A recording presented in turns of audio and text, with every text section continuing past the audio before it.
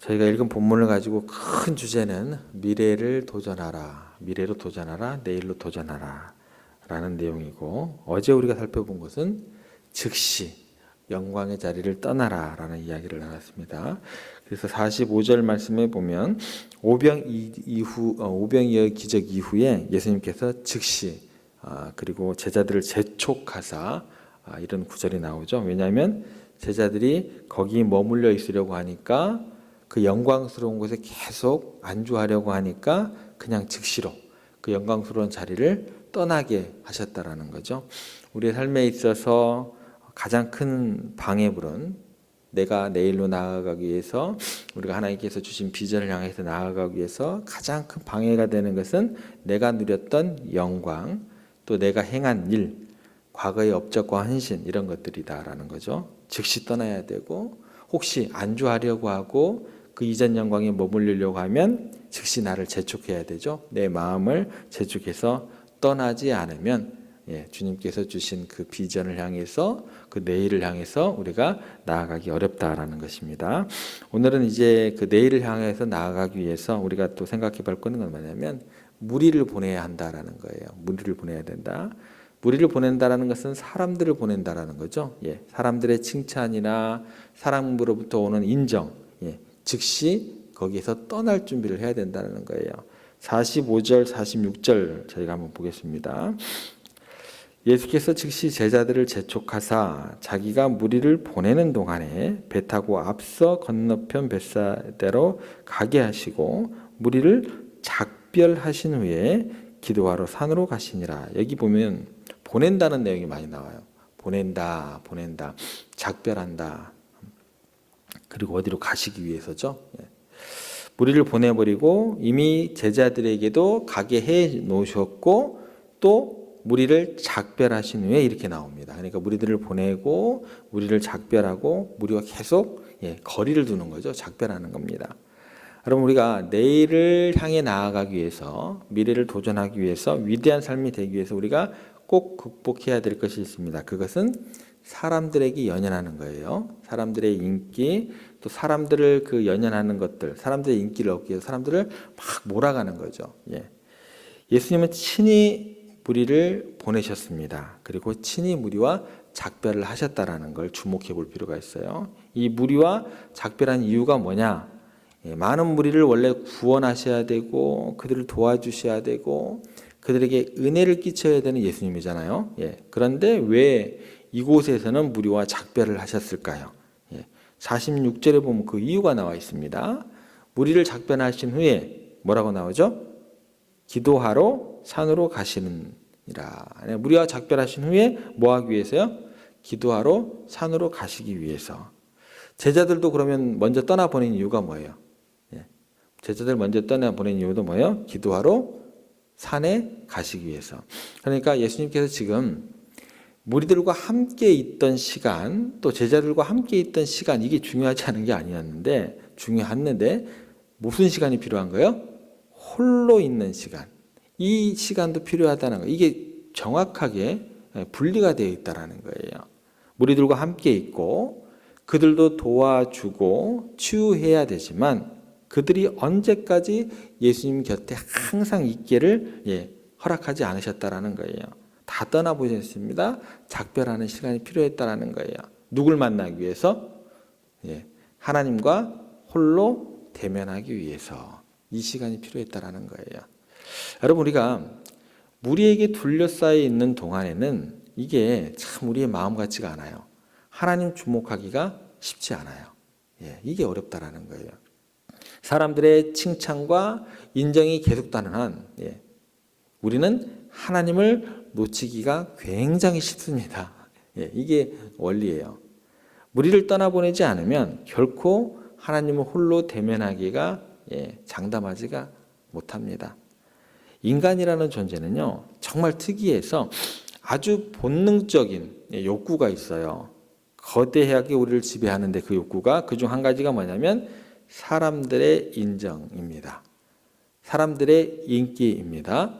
사람들의 칭찬입니다. 나쁘지 않아요. 그런데 이게 주가 돼버리면 이게 참 이게 순기능보다 역기능이 많다라는 거예요. 사람은 누구나 그래서 무리를 찾아가는 본능이 있어요. 이게 많아지면 결국에는 하나님을 잊어버리게 되는 거죠. 예수님은 이 본능을 이기는 거룩한 속성을 지니신 분이었기 때문에 사역하면서도 계속해서 이 속성을 잊지 않으려고 노력하셨다라는 거예요. 보통 사람들은 사람몰이하면서 인정과 칭찬을 갈망하게 되어 있습니다. 자신을 숭배하기를 고대하고 있다라는 거예요. 그래서 어쩌면 우리의 많은 섬김과 또 봉사의 이면에는 주님을 향한 순수한 마음으로 시작을 하고 그게 주된 어떤 우리의 마음이었는데 어느 순간 보면 사랑과 감사와 감격보다는 내 헌신을 누군가 좀 알아봐 줬으면, 누가 나를 인정해 줬으면, 그래서 사람들의 시선과 인정 앞에서 나의 존재감을 찾아갈 수 있게 되더라는 거예요. 아, 저렇게 사람들이 나를 바라보니까 나는 가치 있는 인생이구나, 이렇게 유혹에 넘어가기도 한다라는 거예요. 이게 뭐냐면 이게 우상 숭배다라는 거예요. 자기 자신을 숭배하는 것이 되는 것이다라는 것입니다. 출발은 되게 좋았는데요. 이게 흘러가다 보면 그렇게 되더라는 거예요. 사람들에게 얽매이기 시작하면 그런데 우리가 조금은 비참해져요. 조금은 아름답지 못하게 돼요. 인기의 노예가 되면 우리의 내일, 미래는 닫혀지게 되더라는 것입니다. 그러나 여기에서 자유하면 반대로 주님 안에서 참 자유하게 되고 행복하게 되고 그 삶은 더욱더 하나님 안에서 더욱더 위대한 삶으로 인도된다라는 것입니다. 토마스 라만스라는 사람의 이야기입니다. 몇 년 전에 내가 거실에서 라디오를 들으면서 빈둥거리고 있었는데 아버지께서 눈을 치우고 들어오셨습니다. 그때 아버지가 이렇게 말씀하십니다. 24시간이 채 지나기도 전에 너가 지금 무엇을 듣고 있었는지조차 기억하지 못할 것을 들으면서 그렇게 시간 보내지 말고 20분 동안 네가 앞으로 20년 동안을 기억하게 될 일을 하면 어떻겠니? 너가 그 일을 하고 그 일을 생각할 때마다 즐겁고 행복할 것이다. 내가 보장한다. 다시 묻습니다. 아버지, 그게 무슨 일인데요? 브라운 부인의 집 앞에 눈이 많이 쌓여 있는데 너가 그것을 치우고 네가 한 일인지 아무도 알지 못하게 집으로 돌아올 수 있는지 네가 한번 시도해 보지 않을래? 그 말을 들은 아들이 15분 만에 그 브라운 부인의 집 앞에 눈을 다 치우고 그 부인이 또 다른 사람이 알지 못하게 집으로 들어왔어요. 그런데 그 아버지의 말씀이 옳았다라는 거예요.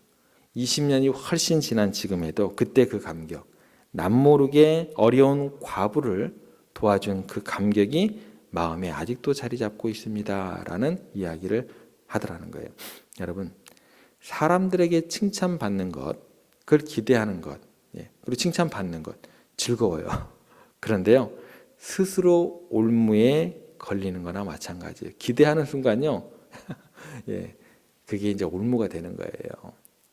사람의 눈을 피하여 오른손이 하는 것을 왼손이 모르게 하는 것이 이게 올무에 걸리지 않고 참 자유함 가운데서 영원한 행복과 기쁨을 누릴 수 있는 진리의 말씀이 되는 거예요. 사람들은요, 자기가 칭찬한 만큼 또 다른 자기에게 특별한 어떤 보답을 꼭 요구하게 돼 있어요. 야, 내가 이거 칭찬했으니까 어디 한 번 더. 이게 사람들의 심리입니다. 이게 사람들의 마음이에요. 이 시대 사람들은 특별히 자기 어떤 PR에 굉장히 익숙하죠. 특히 미스미디어 시대에서 인기가 최고입니다.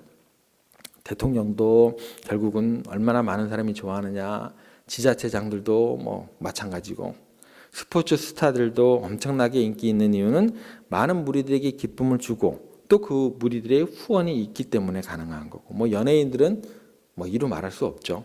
인기가 많으면 몸값이 엄청나게 올라가는 게 연예인들이고, 하지만 예수님께서는 지금 놀랍게도 모든 사람들이 그렇게 추구하고 그렇게 원하는 무리들을 떠나보내셨습니다. 이거를 좀 더 정확하게 요한복음 6장에서는 많은 무리들이 예수님을 임금 삼으려고 했는데 최고로 높여줬는데 그 무리들을 피해서 도망가셨다라고 이렇게 기록되어 있죠. 심지어 예수님께서 이 일이 있기 전에 요한복음에서는 어떤 일이 기록되었냐면 요한복음 5장을 저희가 한번 가볼게요.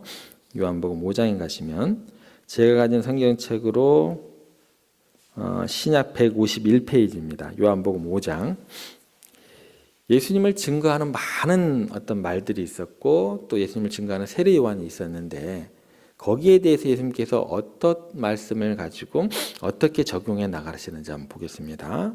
요한복음 5장입니다. 제가 가진 성경책 신약 151페이지 5장 34절로 한번 가보세요. 요한복음 5장 34절.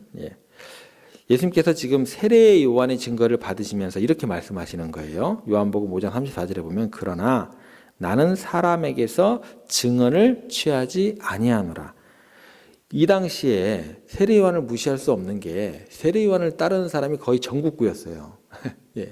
엄청나게 많은 사람이 세례 요한을 따랐습니다. 얼마나 많았는지 몰라요. 그 세례 요한이 이분이 바로 메시아다 하면서 예수님을 증거하려고 할 때 예수님께서 뭐라고 하세요?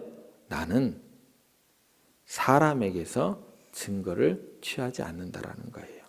나는 그 사람의 증거 자체가 중요하지 않다라는 거예요. 예수님의 존재의 가치를 사람들에게 의존하지 않았다라는 거예요. 하나님께만 초점을 맞췄습니다. 그래서 좀 더 내려가 볼게요. 요한복음 5장 37절에 이렇게 기록되어 있습니다. 또한 나를 보내신 아버지께서 친히 나를 위하여 증언하셨느니라. 무리들이 필요치 않다라는 거예요. 하나님이 나를 지금 어떻게 인정하시느냐, 그게 나에게 있어서 너무나 중요하고 충분하다라고 그렇게 이야기를 하십니다. 그러니까 어떻게 돼요? 무리들이 몰려오는 게 의미가 없습니다. 그 시간도 중요하지만 그 사람들을 돌봐야 하고 그 사람들을 고쳐야 하는 시간도 중요하지만 내가 단독으로 하나님과 함께 있어야 되는 시간도 중요하다라는 거예요. 왜 그랬냐? 다른 측면으로는 이렇게도 연결시킬 수 있어요. 예수님은 무리를 섬기러 오신 거지 무리들의 칭찬과 인정과 높임을 받으려고 그들의 도움을 받으려고 오신 분이 아닙니다. 그래서 예수님은 위대하신 거예요.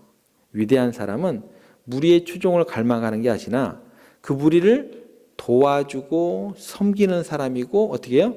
위로해 주는 사람이 되어야 된다는 거예요. 우리 교회의 사명이 그거예요.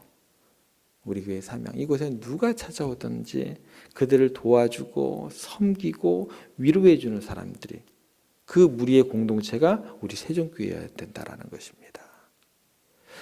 또 계속 볼게요. 요한복음 5장 41절에 보시면 나는 사람에게서 영광을 취하지 아니하노라.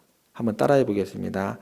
나는 사람에게서 영광을 취하지 아니하노라. 아멘. 이게 예수님의 사역의 방향성이었다라는 거예요. 여러분 그래서 무리들과 작별을 하셔야 돼요. 그 시간이 필요하다라는 거예요. 우리 교회 여전도회, 남성교회 그 칭찬과 인정 다 하나님 앞에서 잊어버리세요. 나를 증거하시는 이는 누구예요? 나를 증거하시는 이는 오직 하나님이시니라. 그렇게 고백하셔야 돼요. 교회에서 보면 이제 피택 시즌이 돌아오면 장로님, 권사님 선거가 있게 되면 어떻게 해서든지 전화하고 또 인정받으려는 어떤 그런 모습들을 많이 보게 됩니다. 나쁘지는 않지만서도요. 여러분 사람들에게 인정받아서 장로가 되면 뭐합니까? 그러면 어떤 거하고 똑같아요? 정치인들하고 똑같은 거예요. 노예나 총회를 가도 그래요. 바른 이야기를 한다고 하면서도 그 사람들도 그러더라고요. 많은 걸 투자하고 봉사하고 자기의 노력으로 된 다음에 어떤 생각할까요? 사람들에게 인정받고 사람들에게 칭찬받기 위해서 그렇게 투자하고 봉사하고 난 다음에 자기 노력으로 된 다음에는요 꼭 그거 보상받아야 되거든요. 그래서 정치인들이 결국에는 처음 시작은 참 선한 의지와 뜻과 가지고 시작한 것 같은데 자기 노력으로 된 다음에는 그 나중에 보상받으려고 하다 보니까 안 좋은 길로 가는 경우를 많이 보게 됩니다.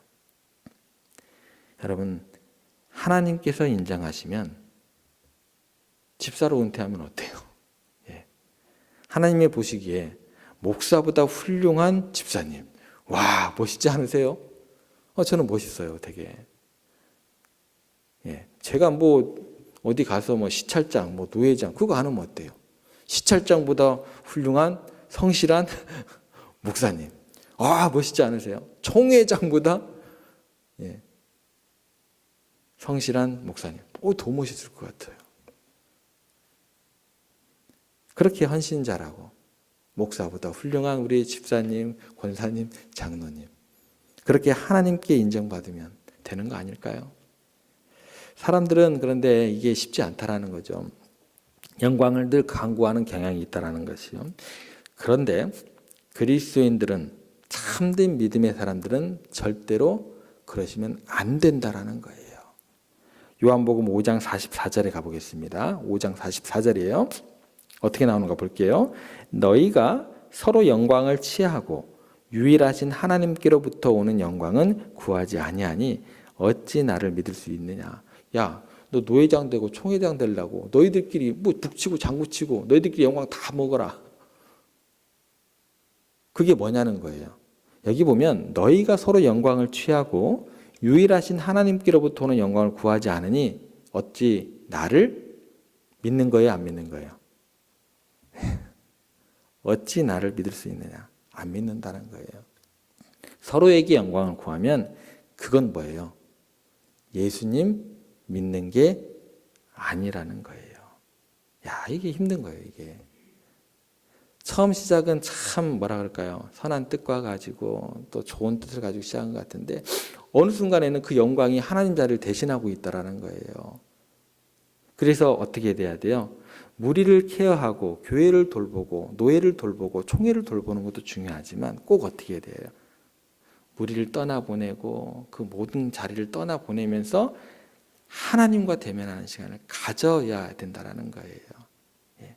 목사님들도, 크신 목사님들도 마찬가지다라는 거예요. 이게 안 되는 거예요. 이게. 유일하신 영광을 구하지 않으니 하나님께로 어찌 나를 믿을 수 있냐. 서로에게 영광을 구하면 그건 예수님을 믿는 게 아니다라는 것입니다. 교회에서 위로해주고 섬겨주고 칭찬해주고 격려해주고 이게 교회의 주된 본질 사역은 맞습니다. 그런데요, 꼭 우리는 어떻게 돼요? 각자 개인적으로 하나님을 대면하는 그런 것들은 꼭 필요하다라는 거예요. 하나님께로부터 오는 영광 그거 한 가지로 우리가 아멘, 할렐루야 이렇게 만족하고 하나님 한 분에 외에는 우리에겐 필요한 것이 없습니다라는 그 시간을 꼭 가질 수 있어야 된다라는 것입니다. 계속 좀 볼게요. 5장 42절에 가면 다만 42절에 다만 하나님을 사랑하는 것이 너희 속에 없음을 알아노라.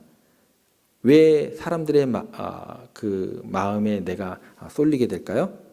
하나님을 사랑하지 않기 때문에. 시작은 하나님을 사랑하면서 시작을 했는데 이게 어느 순간 보면 무리들이 둘러싸여 있다 보면 하나님을 사랑하지 않는 모습으로 연결이 되더라는 것입니다. 예수님은 반대였습니다. 무리를 다 작별하시고 떠나보내시고 어디로 가셨어요? 산으로 한적한 곳으로 다시 기도하시고 다시 사명에 충만해져서 다시 또 무리들과 함께 거하시면서 그들의 칭찬도 들으시고 또 그들의 위로도 들으시고 그들의 격려도 들으시고 그러면서 그들을 또 아름답게 고치시고 사랑하시고. 왜요? 하나님을 사랑하시니까. 오늘 이 새벽에 나오신 여러분들은 하나님을 너무나 사랑하시기에 그 누구보다도 이불 속에 있는 것을 부정하시고 거부하시고 나오신 줄로 믿습니다. 이 시간 이 시간에 그렇기 때문에 여러분은 나와 계시는 거세요. 참 귀하십니다. 여러분들을 평생에 오늘같이 그 하나님을 사랑하는 마음을 잃지 않게 되시기를 주님의 이름으로 부탁드립니다. 주님의 이름으로 축복합니다.